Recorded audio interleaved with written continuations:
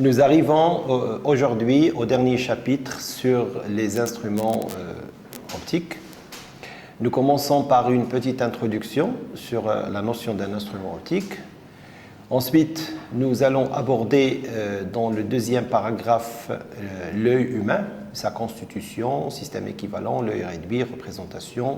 Nous allons aborder plus en détail les défauts et leurs corrections, myopie, hypermétropie, presbytie.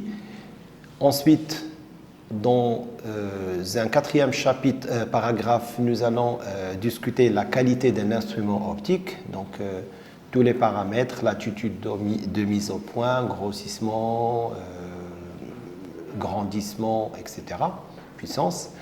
Et un cinquième paragraphe sera consacré à l'étude de la loupe comme instrument optique. Et finalement, on termine par l'étude du microscope.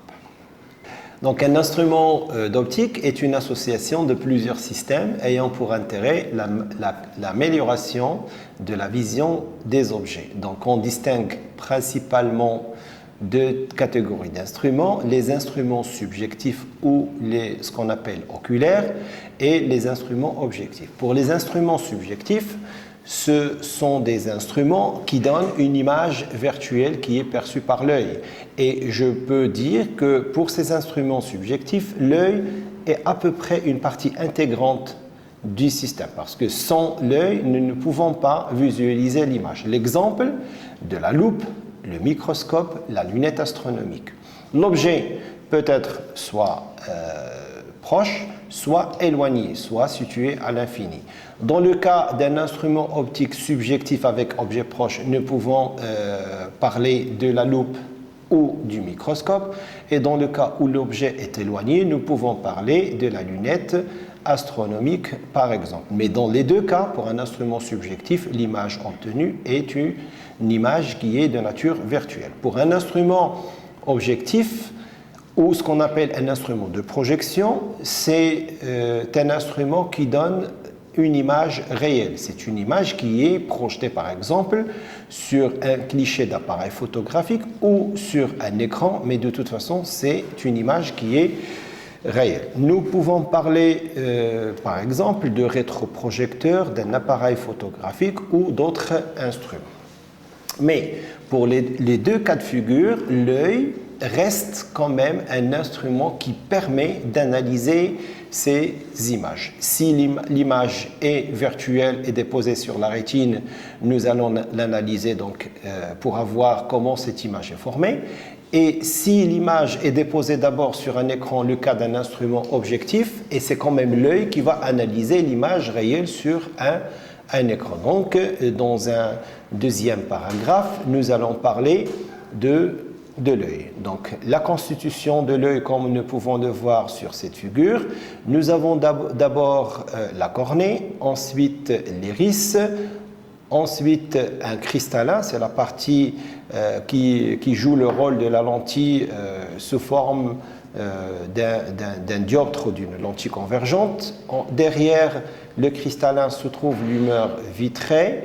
Et nous avons sur l'arrière de l'œil la partie qui s'appelle la rétine ou la tache jaune. C'est la partie la plus sensible de l'œil et c'est à cet endroit-là que l'image est déposée. Donc, pour pouvoir utiliser l'œil en tant qu'instrument optique, nous allons définir ce qu'on appelle l'équivalent de l'œil. C'est ce qu'on appelle un œil réduit. Et un œil réduit est composé d'un axe principal sur lequel nous déposons les foyers objets et images et nous avons le plan PH' qui correspond à la position du cristal. Donc l'œil peut être défini comme étant une lentille convergente ou un dioptre sphérique, mais de distance focale, image égale à peu près à 15 mm. Donc, si je représente, par exemple, un œil réduit, donc je définis un axe principal, je définis la lentille avec un centre de l'œil haut et je considère la rétine vers l'arrière. Si l'objet est un objet réel et situé en avant de l'œil, Donc, puisque la lentille, l'œil réduit, c'est une lentille convergente, j'aurai une image qui est inversée et déposée sur la rétine. Je voudrais juste rappeler que le cristallin est en effet, c'est la partie la plus importante qui constitue la lentille, et c'est une association de deux dioptres sphériques. En définitive, nous pouvons dire que l'association d'une lentille convergente et d'un plan qui est appelé le plan de la rétine est ce qu'on appelle l'œil réduit. Maintenant, en termes d'objets situés à l'infini, nous pouvons sur ce schéma par exemple considérer un ensemble de rayons qui arrivent parallèlement et qui viennent de l'infini, qui passent à travers la lentille convergente qui est l'œil et qui convergent en un point qui est situé sur la rétine ou le plan de la rétine, et j'ai sur un point qui est bien sûr foyer secondaire. Alors, on considère aussi une deuxième expérience. L'œil fonctionne de la manière suivante. Donc, un œil dispose en général de zones de vision. Nous avons une partie qui se trouve entre le centre de l'œil et un point qui s'appelle le PP, où c'est exactement le punctum proximum, c'est la distance minimale de vision distincte, désignée par petit d, et un point qui s'appelle PR, ou le punctum remotum, qui, pour un œil normal, est situé à l'infini. Je rappelle que pour un œil normal, le punctum proximum est situé approximativement à 25 cm, et le punctum remotum est situé à l'infini. Donc les objets qui sont situés à quelques centimètres de nos yeux paraissent flous parce qu'on n'arrive pas à avoir une vision nette, parce qu'on ne peut pas accommoder et l'œil ne peut pas capter une image nette. Donc pour les voir nettement, nous devons les déplacer un peu vers l'avant afin que l'œil puisse réaliser ce qu'on appelle l'accommodation et ramener l'image sur la rétine. Alors, quand on parle d'accommodation, on peut l'identifier comme étant la faculté d'accroître la convergence du cristallin que possède un observateur. Donc, nous pouvons accommoder pour trouver une image qui est nette, qui est déposée sur la rétine. Pour un œil qui est normal et au repos, qui n'accommode pas, donc il voit nettement des objets si les images se forment sur la rétine. La distance, comme ça a été rappelé pour un œil normal, maximale de vision distincte, est égale à l'infini, et on va l'appeler la distance grand D, alors que la distance entre le centre de l'œil et le punctum proximum, on va la noter petit p. Donc on distingue sur ce schéma l'œil, une vision floue entre le centre de l'œil et le punctum proximum, une vision sans accommodation entre l'infini et le punctum remotum. Je rappelle, le punctum remotum en général est égal à l'infini pour un œil normal, et entre le point PP et le point PR, nous avons ce qu'on appelle une plage d'accommodation. Donc c'est à ce moment-là, nous avons un phénomène d'accommodation pour adapter une image nette qui est située sur la rétine. Vous voyez sur la figure le point PR qui est sur l'axe principal avec une image qui est R' qui est située sur la rétine, et vous avez le point PP, c'est un point objet si son image est située sur la rétine qui est P'. Donc, pour la distance petit d, nous avons une vision floue. Entre PP et PR, nous avons une vision nette avec accommodation.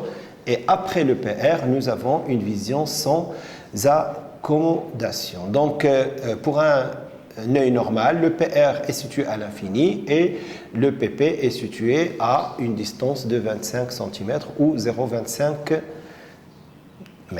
Et l'accommodation est réalisée entre le point PP et le point PR. Bien évidemment, les distances petit d et grand d sont des distances qui dépendent de l'âge des personnes. Donc, si l'âge augmente, la distance grand d diminue et petit d augmente. Donc, nous aurons un punctum proximum qui va s'agrandir et nous aurons un punctum remotum qui va se rétrécir. Donc, nous allons définir la quantité A qui est 1 sur D moins 1 sur grand D qui s'exprime en dioptrie ou en mètre moins 1 qui s'appelle l'amplitude dioptrique. Maintenant, nous allons aussi définir un paramètre assez important qui s'appelle l'acuité visuelle. L'acuité visuelle, c'est l'angle sous lequel l'œil peut voir nettement le plus petit objet possible à la distance minimale de vision distincte, qui est petit d. Et je rappelle que ce petit d, il a été identifié à peu près à 25 cm pour une personne normale.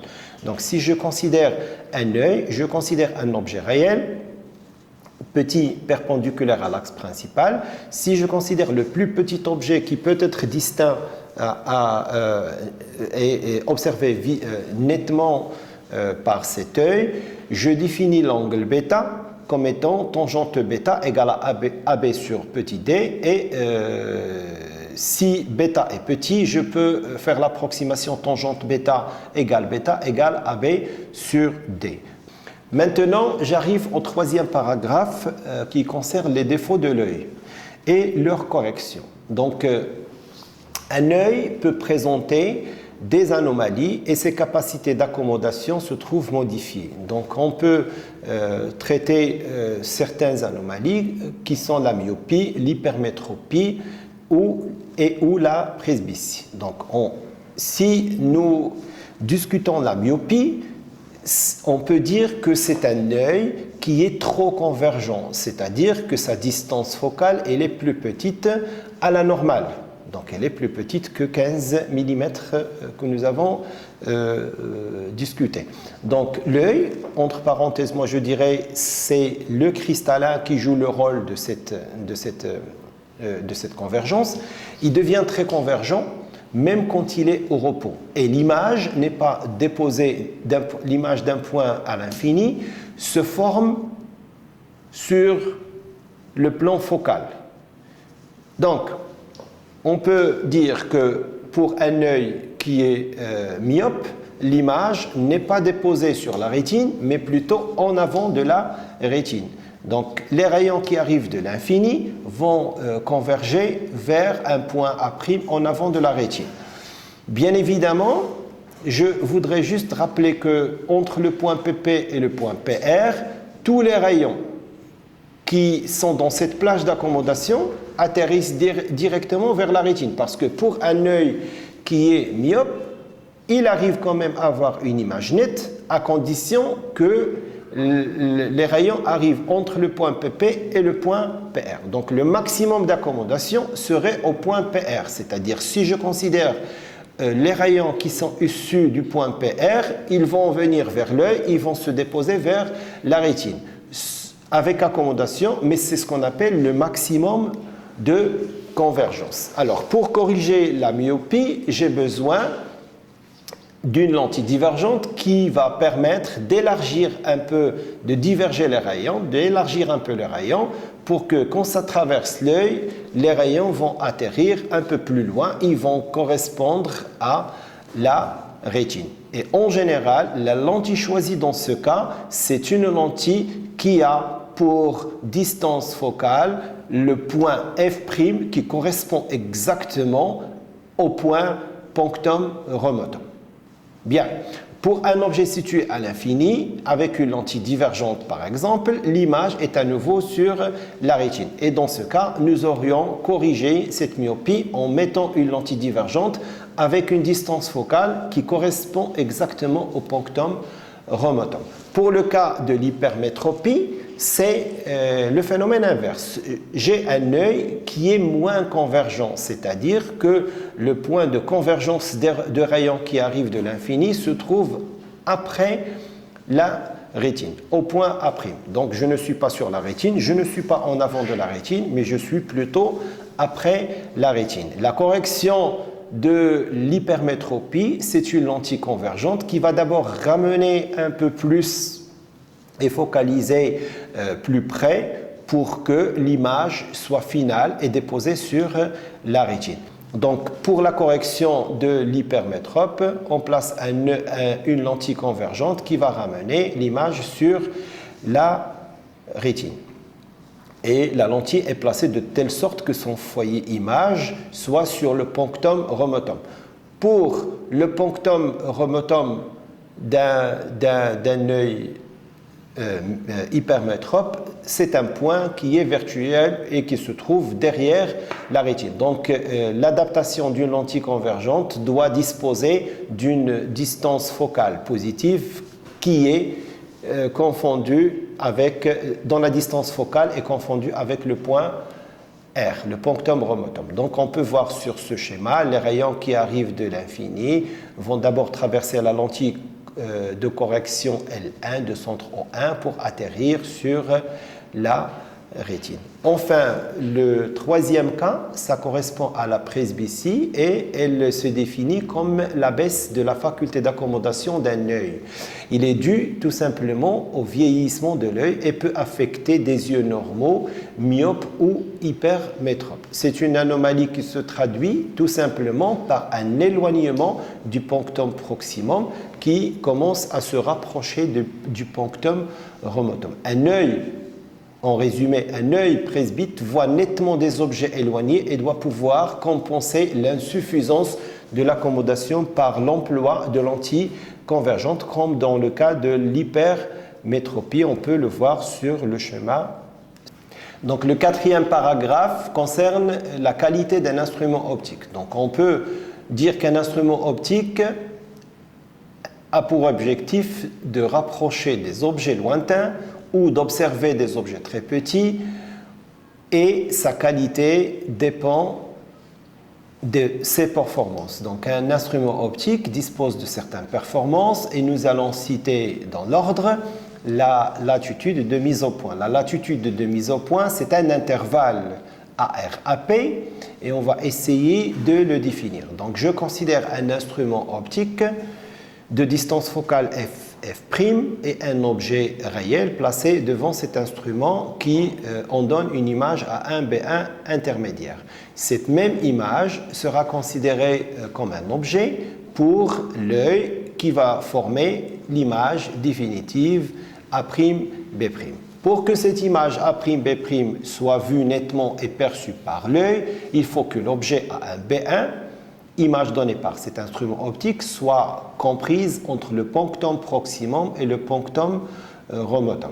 Donc, ces points correspondent à certaines positions de l'objet qui définissent l'intervalle AR-AP. Donc, AR correspond à R et AP correspond à P. Sur cette figure, nous représentons un instrument optique, un œil placé en F' étant le point focal image de l'instrument optique. Je définis le punctum proximum et le punctum remotum. Donc, si je définis aussi la distance minimale de vision distincte et la distance maximale de vision distincte. AR-AP peut être décrit par ARF plus FAP.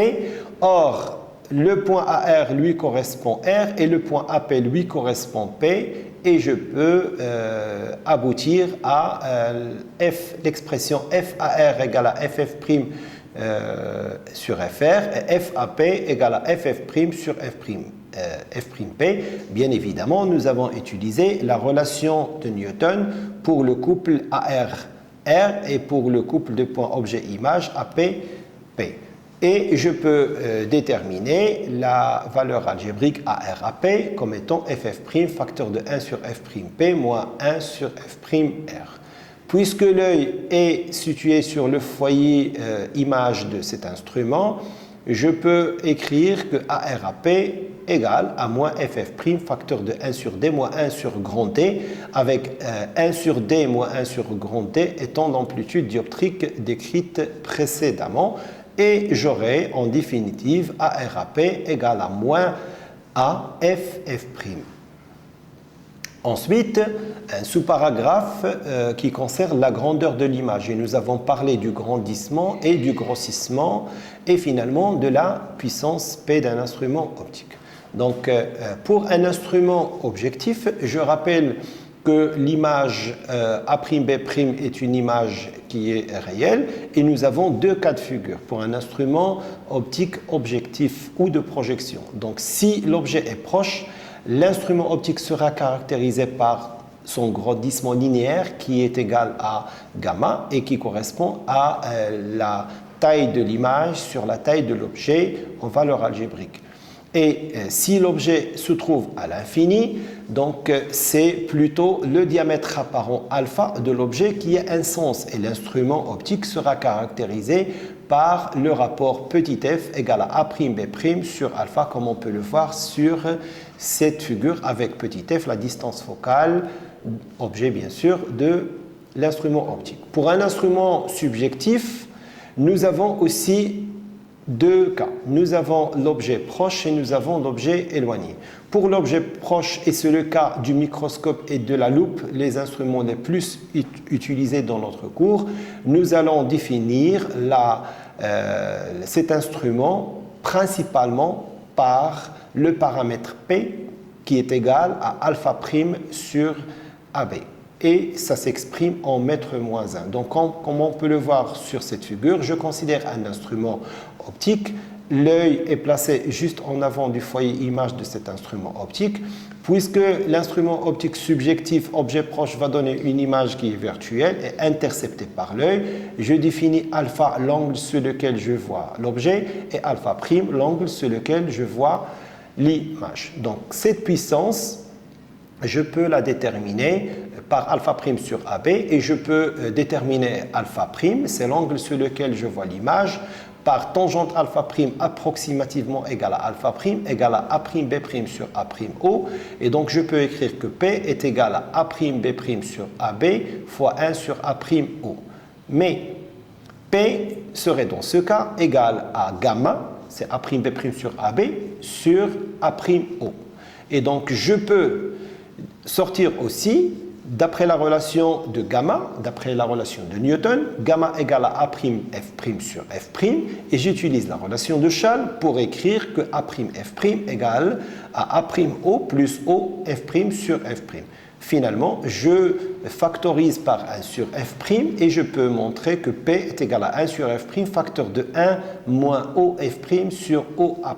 Et c'est l'expression de la puissance d'un instrument optique dans le cas général. Bien évidemment, dans ce cas, nous avons un instrument optique subjectif avec objet proche. Nous avons deux cas qui se présentent. D'après cette relation, si l'œil est situé en F', j'aurai OF' égale à 0, et dans ce cas, j'aurai P égale à 1 sur F', et si l'objet est formé à l'infini, l'image est formée à l'infini, j'aurai OA' est égal à l'infini, et dans ce cas, j'aurai la même chose, P égale à 1 sur F', et dans les deux cas, je vais appeler l'instrument, et je vais dire que l'instrument est utilisé dans les conditions de vision à l'infini, et la puissance P devient égale à ce qu'on appelle la puissance intrinsèque, c'est 1 sur F'. Donc, P égale à alpha prime sur AB égale à 1 sur F' si j'ai deux cas. Soit l'œil est déposé au foyer image de l'instrument, soit l'image est formée à l'infini.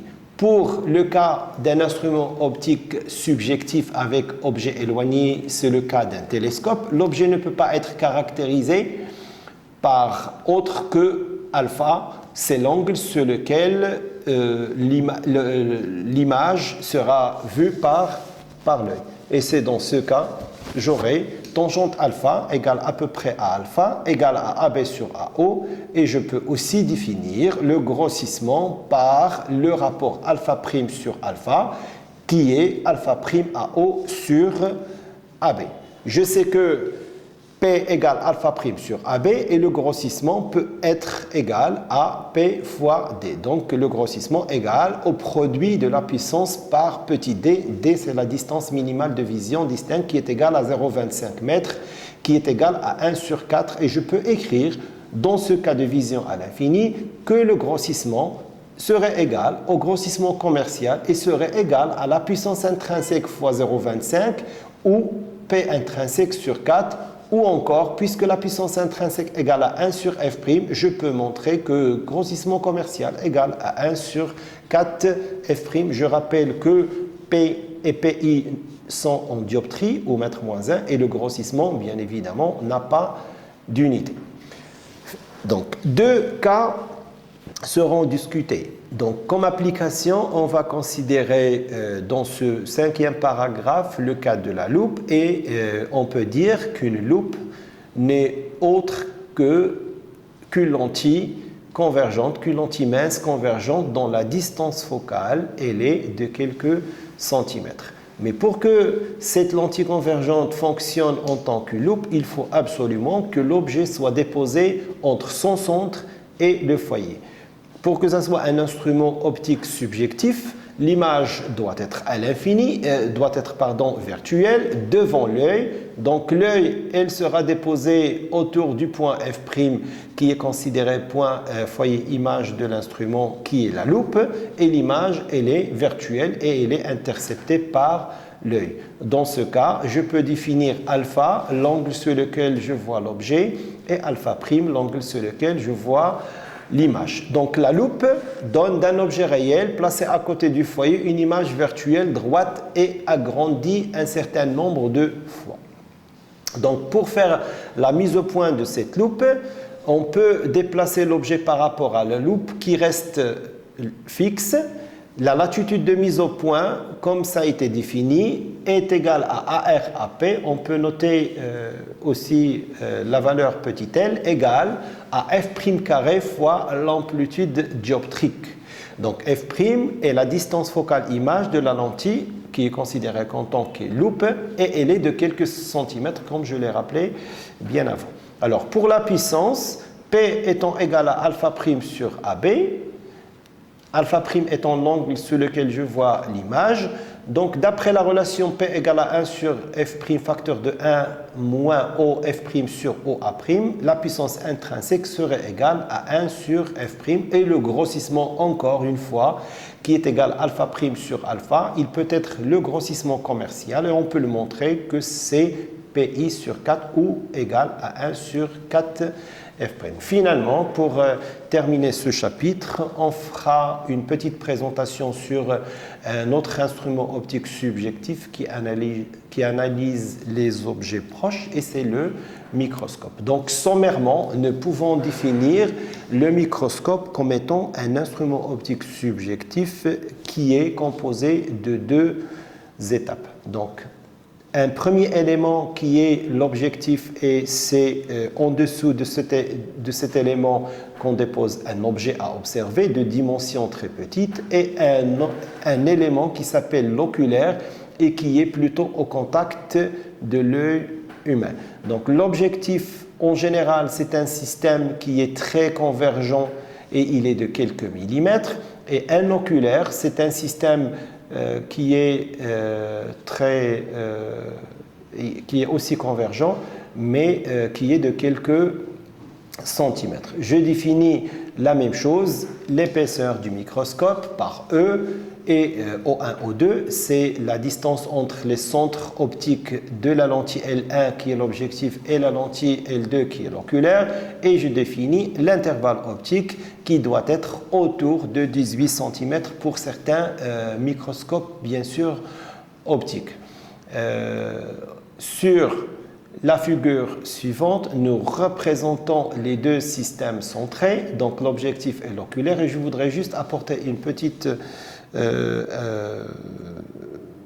petit commentaire concernant l'objectif. L'objectif lui-même, il peut être un ensemble de lentilles convergentes et l'oculaire, il peut au moins être composé de deux lentilles convergentes. Donc, sur cette figure, nous avons l'axe principal, l'objectif, l'oculaire, nous avons F1, F'1, F2, F'2 et nous avons bien évidemment les conditions de réalisation. Si j'utilise la composition d'image, j'ai un objet AB qui va me permettre d'obtenir A1B1 qui est réel bien évidemment et A1B1 va être un objet pour l'oculaire qui va me donner A'B' qui sera, on va le voir, une image virtuelle. Donc en construction, voilà ce que ça donne sur cette figure. Je considère un axe principal, la lentille L1 et L2 de centre respectivement O1 et O2. Je place F1, F'1, F2, F'2 et je vais considérer un objet qui doit être déposé juste avant le foyer F1. Donc il va me former une image intermédiaire A1, B1 qui doit impérativement être située entre O2 et F2 pour que l'image obtenue à travers l'oculaire soit bien évidemment virtuelle et interceptée par l'œil qui va être déposé, qui va être placé autour de F'2. L'objet est généralement placé en avant du foyer de l'objectif et A1B1 c'est une image réelle inversée beaucoup plus grande que AB, A'B' et donc l'image finale inversée de nature virtuelle est perçue par l'œil. En termes de formule, je vais utiliser la relation d'association de deux systèmes centrés parce que l'objectif et l'oculaire étant deux systèmes centrés. Donc j'ai la position du foyer objet par rapport à F1 et donc qui est égale à F1, F'1 sur delta. J'ai la position du foyer image par rapport à F'2 qui est égale à moi F2, F'2 sur delta.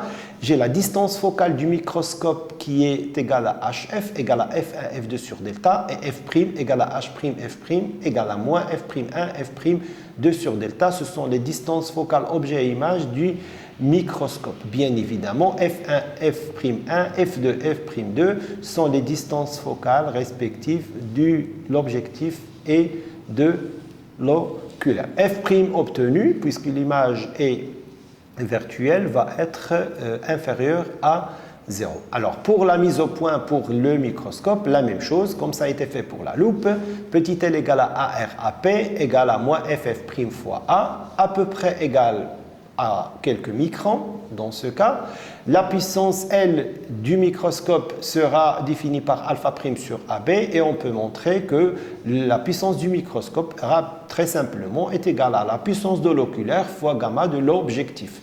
Je voudrais juste rappeler que le gamma du microscope est égal à gamma de l'objectif que multiplie gamma de l'oculaire. Alors, un microscope est toujours utilisé ou optimisé dans les conditions de vision à l'infini. Et dans ces conditions de vision à l'infini, on va reprendre toutes les formules et se placer dans certains cas. Soit l'image est formée à l'infini, soit l'œil est placé au foyer de l'image de l'instrument optique. Donc je reprends l'expression de la puissance du microscope égale à 1 sur F', facteur de 1 moins OF' sur OA', et si l'image est formée à l'infini, c'est une image A'B' qui est obtenue à travers l'oculaire, c'est-à-dire que l'image intermédiaire A1B1, elle est plutôt déposée sur le foyer objet de l'oculaire. Et dans ce cas, j'aurai une image à l'infini. Et donc ma puissance serait la puissance intrinsèque qui est égale à 1 sur F', et mon grossissement serait le grossissement commercial. Et nous pouvons rapidement trouver que la puissance du microscope, c'est égal à delta, l'intervalle optique sur F'1, F'2. Donc, en termes de grossissement, on peut rapidement montrer que le grossissement du microscope est égal à la puissance du microscope fois petit d. D, c'est la distance minimale de vision distincte. Et si on est en condition de vision à l'infini, nous pouvons montrer rapidement que le grossissement du microscope commercial est égal à la puissance intrinsèque du microscope divisé par 4.